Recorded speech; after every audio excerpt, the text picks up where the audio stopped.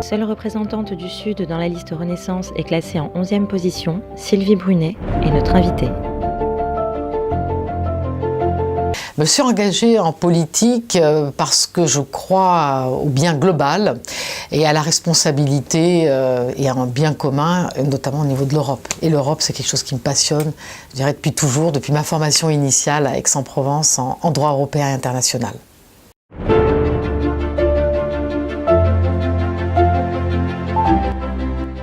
Écoutez, j'ai le sentiment qu'il y a beaucoup de contradictions, puisque d'un côté on nous dit que l'Europe n'intéresse pas les Français, mais qu'en même temps il y a 33 listes déposées, si j'ai bien entendu.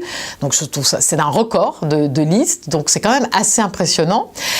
Bon, je crois qu'on mélange très souvent les sujets nationaux, dans tous les pays d'ailleurs c'est le cas, plus fortement peut-être en France d'ailleurs que dans d'autres pays. Je vois les Allemands sont très impliqués sur les élections européennes par exemple. Et donc du coup, comme il y a ce mélange, ça a du mal à démarrer. Il y a eu le grand débat national, toute l'affaire dite des Gilets jaunes, qui fait que ça a un petit peu compliqué les choses et le vrai lancement de cette campagne autour des sujets européens et de l'Europe que nous voulons demain.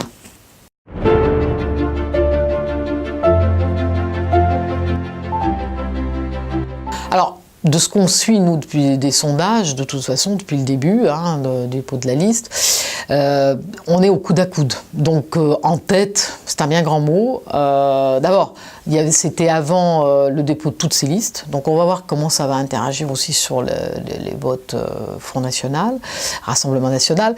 Mais je pense qu'une fois de plus, et je n'incrimine pas les électeurs, c'est leur choix, ils font ce choix plus par un choix national, et c'est plus un choix contre que pour. Nous, l'idée vraiment de notre liste et de notre équipe et de notre projet, c'est un projet pour quelque chose. C'est pour une Europe qui protège, pour une Europe qui va traiter le sujet de l'urgence environnementale. Et je n'entends pas ça dans le projet du Rassemblement National, qui est un projet contre Macron, contre le gouvernement, contre ceci, contre cela, contre les autres, toujours. C'est toujours la faute des autres. Et donc ça, c'est tout ce que je déteste en politique.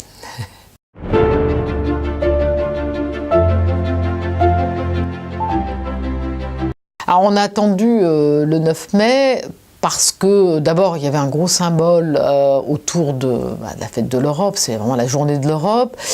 D'autre part, on sait que ces campagnes, surtout pour les européennes, elles se jouent vraiment sur les 15 dernières journées. On voit bien qu'il y a encore beaucoup de personnes que je crois sur les marchés qui ne savent même pas qu'il y a une élection le 26 mai. Donc c'est dire à quel point on est encore loin de cette échéance. Donc il faut monter en pression. Je pense que ça n'était pas audible le programme. On a commencé à en parler dans les grandes lignes, mais ça n'était pas audible à partir du moment où il y avait la sortie du grand débat national, qui a été différé aussi, vous le savez bien, avec ces événements tragiques intervenus sur Notre-Dame. Donc on devait annoncer le programme plus tôt, on est prêt. Mais voilà, tout ça a fait qu'on a préféré attendre et le sortir au bon moment. Vous savez, les personnes ne lisent pas scrupuleusement tous les programmes. C'est plutôt les grandes lignes, l'idée générale qui va ressortir. C'est pour ça qu'on attend le 9 mai.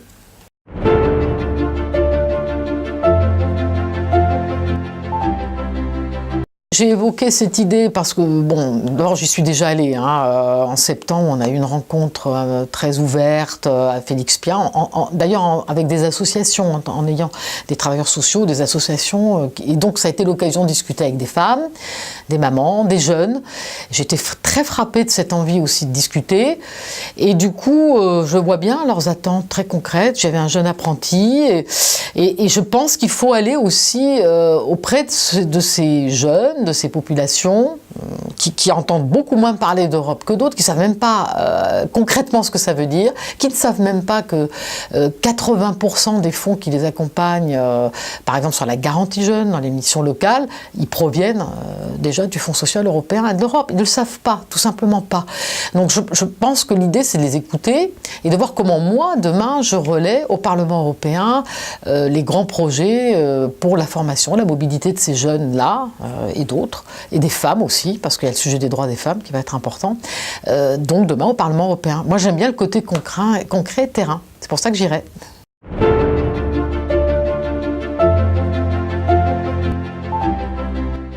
l'ambition sur ce territoire, c'est de continuer, j'allais dire sans position partisane, à accompagner des gros projets structurants sur ce territoire qui ont bénéficié de fonds européens, que ce soit pour toute la partie Europe industrielle, économique, l'environnement, la mobilité, les transports, tout ce qui est social.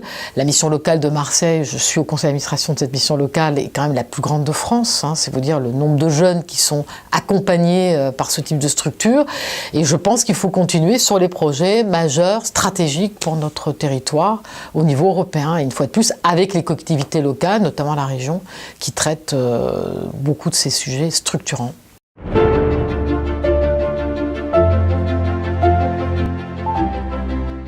Ma première ambition politique, c'est d'être élue le 26 mai au Parlement européen. Donc ça, c'est ma première ambition.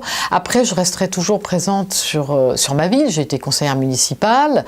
C'est une ville magnifique, où là aussi, il y a beaucoup de belles choses à continuer, notamment autour d'un tourisme durable. Les sujets environnementaux sont importants.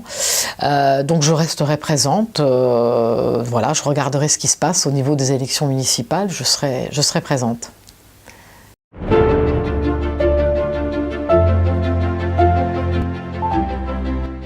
Un peu dommage de faire ressortir des candidatures pour des municipales en pleine campagne pour les européennes. Ça rejoint ce que je disais en démarrant.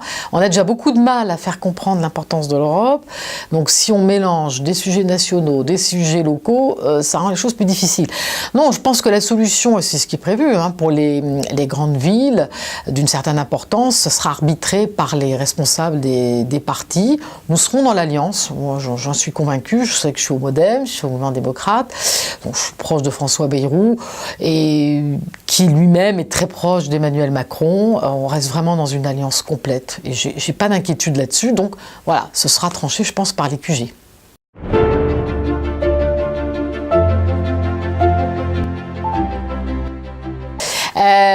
Coup de gueule, je pense que c'est plus la mauvaise foi dans certaines campagnes, dont les européennes. Par exemple, j'ai été très choquée de débats qu'on a pu avoir sur le SMIC, en dévoyant totalement l'idée d'un SMIC, d'un salaire minimum dans tous les pays européens, y compris des personnes comme Benoît Hamon, par ailleurs j'estime, et qui sait très bien que c'est dans le socle européen des droits sociaux, et que l'idée c'est d'avoir un SMIC dans tous les pays où il n'y en a pas. Il y a 6 pays en Union européenne où il n'y en a pas, mais qui est un pourcentage du revenu médian du pays, bien évidemment. Donc ça ne voulait pas dire que du coup on allait mettre aussi 50% du revenu médian pour le SMIC en France. Là où il y a un SMIC qui existe déjà, il est plus élevé dans certains pays, il est de 2 000 € au Luxembourg. Bon, on ne va pas aller le diminuer, c'est bien évident. Mais j'ai été très choquée alors qu'on le sait très bien, et qu'on ait une mauvaise foi comme ça qui peut après troubler les esprits et voilà, entraîner des choses qui ne sont pas souhaitables.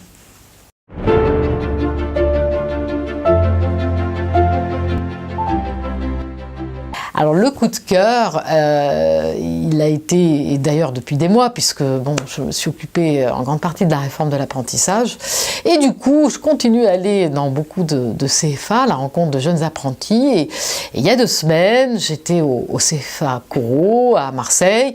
J'ai pu rencontrer quelques jeunes apprentis, un boulanger, un pâtissier, un cuisinier, tout jeunes, passionnés déjà par leur métier et leur formation, et rêvant de pouvoir aller quelques mois dans un autre pays. Alors il y en a un qui rêve d'aller en Autriche, l'autre en Espagne, parce que il est cuisinier, et on est dans une région très touristique. Il parle un petit peu espagnol, mais pas suffisamment bien. Et s'il pouvait aller 3 mois, voire plus, grâce à Erasmus, qu'on veut multiplier par 3, on va le faire, avec Muriel Pénicaud, c'est dans nos cartons, et Nathalie Loiseau, et bien voilà, il rêve de pouvoir partir. Et ça a été un gros coup de cœur, cette discussion avec ces jeunes.